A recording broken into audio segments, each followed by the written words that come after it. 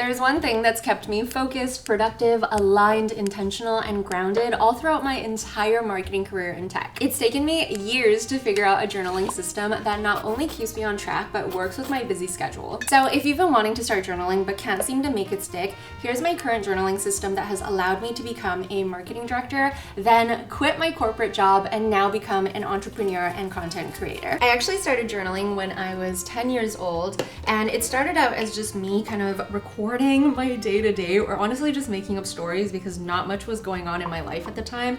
But over time, journaling has turned from recording my days and this written diary to becoming a tool that actually has helped me reach all of my wildest dreams. Now I use it to process my emotions, record down my therapy sessions, and even start planning and visualizing my goals. I used to actually keep everything in one journal, but now I've split things up in between my personal journal, my work journal, my learning journal, and my action journals. My secret to a bomb iced matcha is to give it a shake. It just kind of makes it extra frothy, which I love.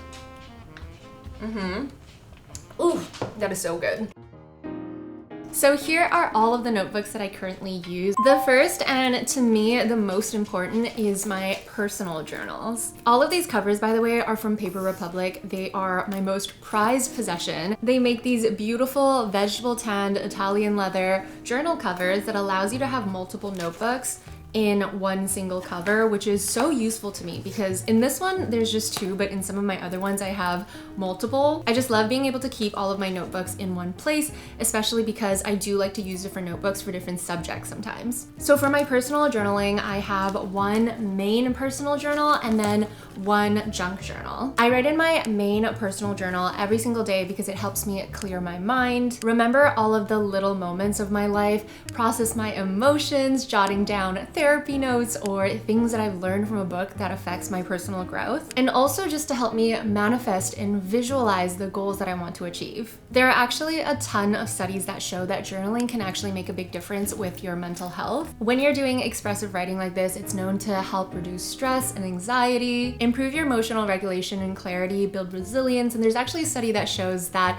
it reduces the amount of doctor visits that are related to stress. It's also been a really great way for me to remember my life and not just survive it. Yes, I write down the hard times in here, how I'm feeling, and it really helps me work through some of those tougher moments in my life, but it's also a place for me to jot down all of the joyous things, all of the things that I'm really grateful for. I get the question, what should I write, a lot when I talk about my journaling practice, and I think you can really write whatever you want, which I know can feel really daunting, but one exercise that I have absolutely loved and have used myself is the story-worthy exercise by Matthew Dix. It is probably one of the easiest journaling methods that I have come across, but essentially every single night before you go to bed, you just open up your journal and jot down 1 or 2 sentences of things that were story-worthy in your life that day. So whether that was a nice walk that you went on, whether it was the way that the sunlight hit the leaves outside your window, at first it's gonna feel a little tough because you're gonna think, okay, what is story-worthy about my life? But that's the whole point.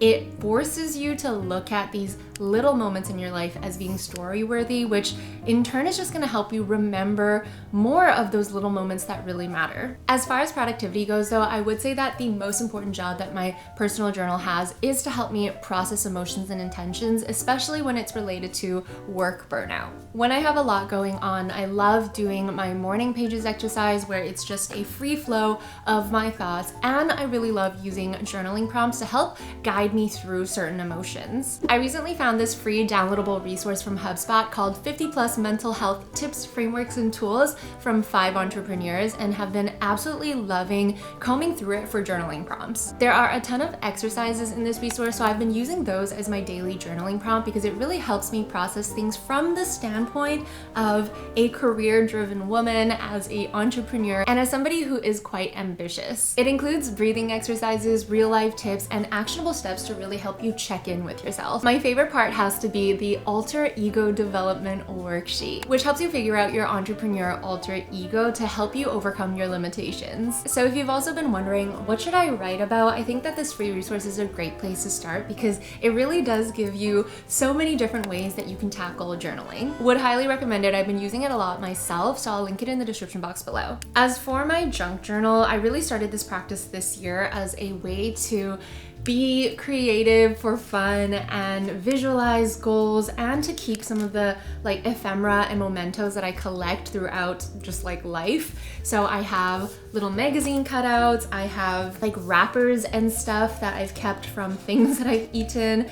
I have all of my little art cards from my blind boxes, I have receipts, I have plane tickets, stickers that I collected while I was traveling. It just really is a place for me to get messy and get creative. I used to love scrapbooking when I was a kid, and so now being able to do it as an adult and actually have cool ephemera that I can keep and stick into my junk journal has been such a joy. And I think that if you're somebody who works in the creative field and are looking for a way to unleash some of your creative energy without it being related to work, I think junk journaling is a really just like fun way to do it. When it comes to my business journaling, this is where I keep all of my business learnings, my plans, the way that I execute them, my big ideas, as well as any exercises and prompts that I picked up from books or courses.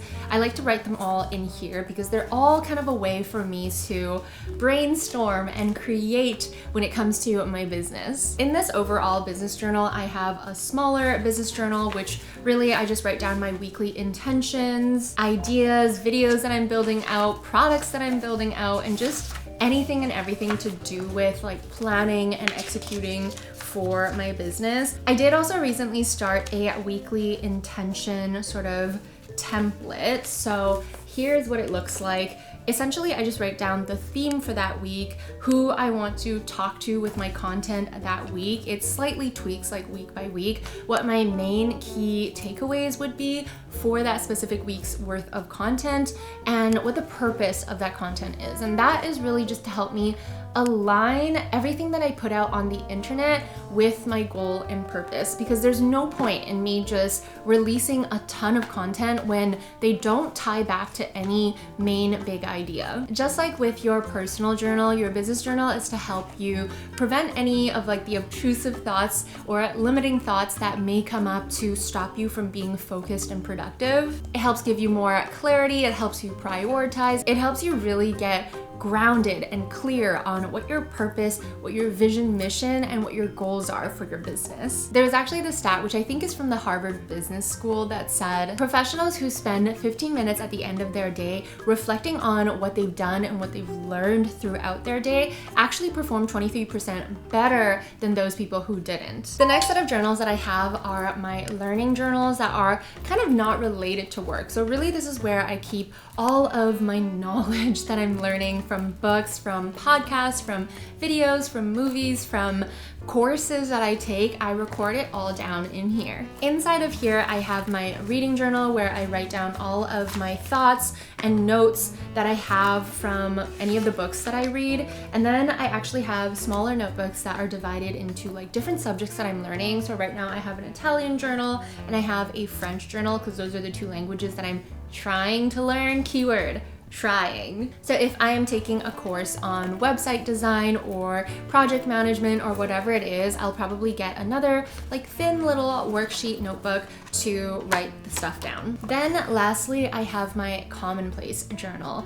Commonplace journals have actually been around since the Middle Ages, which is crazy, but it was a way for scholars, academics, philosophers, artists, writers to record down certain thoughts or notes or quotes or things that they are wanting to like keep. It really serves as a personal repository of wisdom. How I like to use it is just to record down quotes from workshops, courses, podcasts, videos, and books that I think are worth remembering. Again, it's just a really great way for me to record down the things that I'm learning so that I don't forget them, but it's also a great kind of archive of the things I do want to keep top of mind, or at least keep somewhere so that I can go back and use it as inspiration. Okay, we're on to the very last journal, which is my action journal. It is actually this little pocket-sized version of my Paper Republic journals. And inside of here, I have just two notebooks, super simple. I have a to-do list notebook where it's literally just my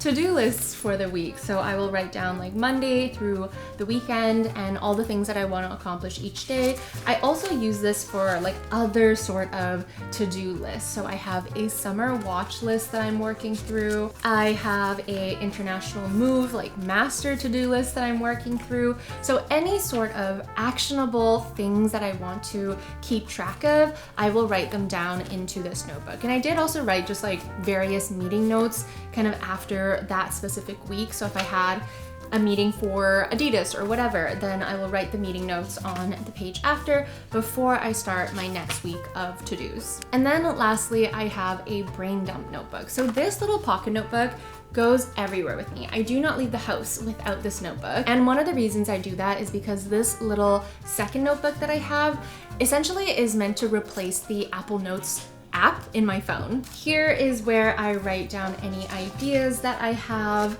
maybe just like a quick journal entry if I'm out. If I observe something that I want to keep as inspiration, I'll write it down on here. I feel like there's been a lot of hype around pocket notebooks, field notebooks, as well as Commonplace notebooks. So if you want me to do a deep dive into either of those notebooks and exactly what I write in there, examples, please let me know and I'd be happy to do a second video. So now that we have gone through every single one of my journals, I really wanted to leave you with one last tip that I think is really gonna make a difference when it comes to starting your journaling journey. That sounds so funny to say, but that tip really is just to keep it simple, which sounds crazy because I just showed you so many notebooks, but this system did not start this way. It started with one notebook. All you need is a notebook that you enjoy writing in, which is very, very important. Don't just pick up any old notebook.